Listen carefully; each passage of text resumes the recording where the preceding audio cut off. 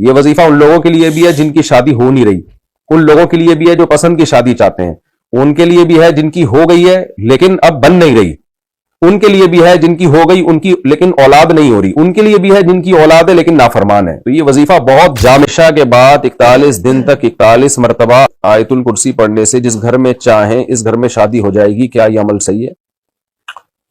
عدالت نے خلا تھمانا ہی ہے، نہیں جانے کے بعد بھی تھمانا ہے، تو میرے جانے نہ جانے سے جب کوئی فرق ہی نہیں پڑ رہا تو میں جا کے بلا وجہ اپنا پیسہ کیوں خرچ کروں؟ تو اس لیے نہ جانا نقول نہیں سمجھا جائے گا۔ نقول کہتے ہیں کہ اقرار کر لیا گویا اس نے، قسم نہیں اٹھا رہا، یعنی وہ مان لیا کہ میں ظالم ہوں۔ تو جامعۃ الرشید کہتا ہے کہ بھائی نہ جانا نارملی حالات میں تو اس بات کا اعتراف ہے کہ میں ظالم ہوں، لیکن جو قانون لا پاکستان میں چل رہا ہے اس میں یہ کہ شوہر آئے یا نہ آئے، شوہر خلا پہ راضی ہو یا نہ ہو، بہر صورت عدالت نے عورت کو خلا کی ڈگری پکڑانی ہے۔ تو جب اس کو پتا ہے میرے جانے سے بھی پکڑانی ہے، نہیں جانے سے بھی پکڑانی ہے، جاؤں گا تو وکیلوں کا خرچہ ہوگا، چک چک پخ پخ ہوگی، نہیں جاؤں گا تو آرام سے بیٹھا رہوں گا یہاں پہ، تو ایسی صورت میں نہ جانے کو یہ کیسے سمجھا جائے گا کہ اس نے الزامات مان لیے جو اس پہ لگے ہیں؟ بہرحال یہ دونوں رائے ہیں، جس کو جس رائے پر اعتماد و فتویٰ لے، لیکن حافظ صاحب آپ یہ تو سوچو کہ مرد پہ کا ظالم ہونا بھی ثابت نہیں ہوتا اور پھر بھی عورت یک طرفہ کورٹ سے خلا لے لیتی ہے، یہ کسی کی بھی رائے نہیں ہے، قرآن کے بھی خلاف ہے، حدیث کے بھی خلاف ہے، چاروں اماموں کے فقہ کے بھی خلاف اور اہل حدیث علماء کے بھی خلاف۔ آپ نے جس اہل حدیث عالم کا حوالہ دیا ہے وہ تو ابھی کے ہیں، علامہ شوکانی کو آپ پڑھ لیتے، اور جتنے اہل حدیث علماء ہیں، ہم نے تو اہل حدیث کے مدارس کے فتاوی پڑھے کہ یہ خلا کالعدم ہے، لیکن مسئلہ اہل حدیثوں کے ساتھ یہ ہے کہ ان کی رائے ہر دور میں ہر شخص کی رائے ایک دوسرے سے مختلف ہوتی ہے۔ قاری خلیل الرحمان صاحب کی رائے یہ ہے، بڑے کانفیڈنس کے ساتھ وہ کہہ رہے ہیں کہ خلا عدالت ہی کے ذریعے ہو سکتا ہے۔ خلا عورت کا حق ہے اور طلاق مرد کا حق ہے، اور وہ خلا ہوتا بھی نہیں ہے کہ عورت مرد کو بولے تو مجھے خلا دے، اس کو خلا نہیں کہتے۔ اگر عورت مرد کو بولے کہ تو مجھے خلا دے اور مرد بولے میں نے دے دیا تو یہ خلا نہیں ہے۔ خلا جب بھی ہوگا کورٹ میں ہوگا یا پنچایت میں ہوگا، گھر میں نہیں ہوگا۔ میاں بیوی آپس میں خلا کے ایگریمنٹ عدالت کے بغیر نہیں کر سکتے، جبکہ حافظ زبیر صاحب کہہ رہے ہیں کہ اگر عورت شوہر سے خلا مانگتی ہے، شوہر اس کو پرسنلی خلا دے دیتا تو بھی ہو جائے گا۔ جج کے پاس یہ اختیار ہے کہ جج جو ہے وہ خلا کروا سکتا ہے عورت کے کہنے پہ، اور شوہر بھی جو ہے وہ اپنی بیوی کو خلا دے سکتا ہے اگر وہ عورت جو ہے وہ اپنے شوہر سے خلا مانگتی ہے۔ لیکن اگر شوہر جو ہے وہ خلا نہیں دیتا تو پھر ایسی صورت میں عورت جو ہے وہ کورٹ کی طرف رجوع کرے۔ دونوں اہل حدیث کے بڑے علماء میں شمار ہوتے ہیں اور دونوں کی رائے کیا ہے، جبکہ دونوں کا دعویٰ یہ ہے کہ ہم تحقیق کے بعد جواب دے رہے ہیں۔ تو اہل حدیث کا کوئی ایک موقف ہو تو آدمی کہے کہ یہ اہل حدیث کا مسلک ہے۔ دو تین بیٹھے ہوں گے نا، پھر ہم بریلویوں سے نہیں لڑیں گے، آپس میں لڑیں گے، یہ ہمارا مزاج ہے۔ پھر وہ اب مثال کوئی بھی مسئلہ دنیا کا بتا دو جس میں اہل حدیث سارے متفق، اب ایک بولے گا مسفل کیا سوال آیا کہ جی نماز کے فرضوں قیام جو رکوع ہوتا ہے، اس کے بعد جب بندہ سمع اللہ لمن حمدہ کہہ کر کھڑا ہوتا ہے تو ہاتھ باندھنے چاہیے یا چھوڑنے چاہیے؟ اب وہ اگر اہل حدیث باندھنے والا ہے تو وہ کہتا باندھنے چاہیے، میں بولتا 100% غلط ہے، ہاتھ چھوڑنے چاہیے۔ اب وہ بغلیں بجاتے اور ہم آپس میں مناظرہ کرتے، تو ان کا جو ہے مسئلہ وہ ہیں تقلیدی لوگ، جو امام کا مسئلہ وہ سب کا مسئلہ۔ ہم تو ہیں بے پیرے لوگ، ہمارا تو امام ہی کوئی نہیں ہے، ہم تو بے مرشد لوگ ہیں، تو ہم کس کی بات کو فالو کریں گے؟ ہمارا تو بچہ بچہ مفتی ہے، ابھی پڑھے گا بعد میں فتویٰ پیدائشی طور پر دینا شروع کر دے گا۔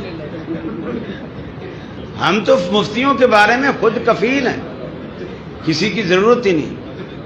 اچھا، کچھ لوگوں نے مجھے مشورہ دیا کہ جی آپ عمر صدیق صاحب کو لے جائیں۔ اب ٹھیک ہے، عمر صدیق صاحب کو میں لے جاؤں، لیکن اب عمر صدیق کے مسائل آپ خود دیکھ رہے ہیں کہ ان کے اہل حدیث اپنے بھی نہیں مان رہے تو دوسرے کیا مانیں؟ تو خلاصہ یہ ہے کہ چاروں اماموں کا اس پر اتفاق ہے کہ خلا ایک ایگریمنٹ ہے. فقہ حنبلی میں بھی ہے. المغنی لابن قدامہ فقہ حنبلی کی مشہور کتاب ہے, اس کے مکتبہ تراث کے جو مشہور مکتبہ ہے نا, تو مغنی ابن قدامہ میں لکھا ہے ولا یفتقر الخلع الی حاکم, خلا جو ہے حاکم کا محتاج نہیں ہے, یعنی شوہر سے بھی ڈائریکٹ لیا جا سکتا ہے. نص علیہ احمد فقال یجوز الخلع دون السلطان رواہ البخاری. آگے بخاری کی دلیل ہے کہ کورٹ کے بغیر بھی خلا ہو سکتا ہے. آگے اس میں لکھا ہے کہ عقلی دلیل دی ہے وَلِأَنَّهُ مُعَاوَضَةٌ, یہ عقد معاوضہ ہے جو جانبین سے ہوتا ہے. آگے لکھا ہے کہ وَلِأَنَّهُ قَطْعُ عَقْدٍ بِالتَّرَاضِي أَشْبَهَ الْإِقَالَةِ, کہ یہ دونوں کی رضامندی سے ایک ایگریمنٹ کو ختم کرنا ہے. یعنی نکاح کا ایک ایگریمنٹ ہوا تھا نا, تو اس کو دونوں کی رضامندی سے ختم کرنے کا نام ہے. تو مغنی ابن قدامہ فقہ حنبلی کی مشہور کی ساری کتابوں میں لکھا ہے, تو میں نے ویسی ایک حوالہ دے دیا آپ کے سامنے. دوبارہ عبارت پڑھ لیتا ہوں. ولا يفتقر الخلع الى حاکم نص علیہ احمد. اس میں حاکم کے, یہ قاری خلیل پر رد ہے, تو کہتے ہیں نا حاکم کا ہونا ضروری ہے. خیر قاری خلیل تو فقہ حنبلی کو نہیں مانتے. باقی فقہ حنبلی کی اس کتاب میں لکھا ہے وَلِأَنَّهُ مُعَاوَضَةٌ, یہ عقد معاوضہ ہے. آگے لکھا ہوا ہے کہ یہ کالبیع والنکاح, یہ بیع اور نکاح کی طرح ہے. جیسے بیع دونوں طرف کی رضا سے ہوتی, نکاح دونوں طرف کی رضا سے ہوتا. آگے لکھ رہے ہیں وَلِأَنَّهُ قَطْعُ عَقْدٍ بِالتَّرَاضِي, یہ آپس کی رضامندی سے ایک ایگریمنٹ کو, یعنی نکاح کے ایگریمنٹ کو ختم کرنا. تو یہ خود ایک جدید ایگریمنٹ ہے. تو فقہ حنبلی میں بھی میاں بیوی کی مرضی کے بغیر, دونوں کی مرضی کے بغیر خلا نہیں ہوتا. جج اخپل طریقے سے اپنے طور پر نکاح کو ختم نہیں کر سکتا. زبیر صاحب چونکہ ہیں اچھے اخلاق کے اور علماء کا احترام کرنے والے ہیں, مقصد کسی کی ذات پہ طنز نہیں ہے, تو یہ اجماعی مسئلہ ہے. اس میں یک طرفہ عورت نے عدالت سے خلا لے لیا, یا تو ظالم ہونا ثابت کرے, وہ ایک الگ چیز ہے بالکل, اور صرف دعوے برائے دعوے نہ ہو, گواہوں سے ثابت کرے, گواہوں سے کہ یہ ظالم ہے, تو ثابت کرتی ہے ظالم ہونا, اور وہ ظلم ایسا ہو کہ تنسیخ نکاح کا ذریعہ بن سکتا ہو. تو ہم تو اتنے براڈ مائنڈیڈ ہیں, ہم کہتے ہیں عدالت خلا کا لفظ استعمال کرے, لیکن ہم پھر بھی عورت کو ظلم سے نجات دلانے کے لیے اس کو تنسیخ قرار دے دیتے ہیں کہ چلو یار عدالت سے لفظ میں غلطی ہو رہی ہے, لیکن تنسیخ نکاح کی شرطیں پائی جاتی ہیں, تو ہم اس کو کالعدم قرار دے دیتے ہیں. لیکن یہ کہ عورت جب بھی اٹھ کے جائے, وہ عدالت سے کہے کہ میں نے میاں کے ساتھ نہیں رہنا, مجھے میاں کی شکل پسند نہیں ہے, یا میاں ہی پسند نہیں ہے, غفار بھائی پسند آ گئے, سلیم بھائی پسند آ گئے, تو عدالت کو یہ رائٹ ہے کہ وہ یک طرفہ خلا دے دے. یہ نہیں ہوتا. پھر گرل فرینڈ بوائے فرینڈ میں اور میاں بیوی میں کوئی فرق بولو نہیں رہے گا. یہ اتنا بڑا بلنڈر اہل حدیث لوگ کر رہے ہیں, میں حیران ہو رہا ہوں کہ یار آپ مسئلہ کس نوعیت کا بیان کر رہے ہیں, اور آپ اس پہ محقق کا دعویٰ کر کے بھی آپ کہتے ہیں, یعنی ہم محقق ہیں, دعویٰ یہ ہے, اور تحقیق کا یہ عالم ہے. آپ کو فقہ حنبلی کا نہیں پتا, کتنا بڑا بلنڈر ہے. عبداللہ بن عباس کے نزدیک خلا طلاق نہیں ہے, امام احمد بن حنبل کے نزدیک خلا طلاق نہیں ہے, ابن تیمیہ کے نزدیک خلا طلاق نہیں ہے. اس کا مطلب کیا ہے؟ مطلب یہ نہیں ہے کہ شوہر کی مرضی کے بغیر ہو جائے گا, مطلب یہ ہے کہ خلا سے جب علیحدگی ہوگی تو دوبارہ اگر شادی ہوتی ہے تو مرد کے پاس 3 طلاقوں کا حق ہوگا, اور جمہور کے نزدیک اب 2 طلاقوں کا حق ہوگا. یہ ہرگز اس سے یہ استدلال نہیں کیا جا سکتا کہ دونوں کی مرضی کے بغیر بھی ہو سکتا ہے. یہ خلا چونکہ ایگریمنٹ ہے, ایگریمنٹ کبھی بھی 2 پارٹیوں کے مرضی کے بغیر نہیں ہو سکتا. عشاء کے بعد 41 دن تک 41 مرتبہ آیت الکرسی پڑھنے سے جس گھر میں چاہیں اس گھر میں شادی ہو جائے گی. کیا یہ عمل صحیح ہے؟ اگر یہ عمل صحیح ہوتا تو بہت سے لوگوں کے دل کے ارماں آنسوؤں میں نہ بہتے اور دوسروں کے بچے ان کو ماموں نہ کہتے. تو اگر یہ ایسا ہی ہوتا نا تو لوگ دھڑا دھڑی عمل کر رہے ہوتے, اپنی پسند کی شادیاں کر رہے ہوتے. تو اس کے کوئی ثبوت نہیں ہے میرے بھائی.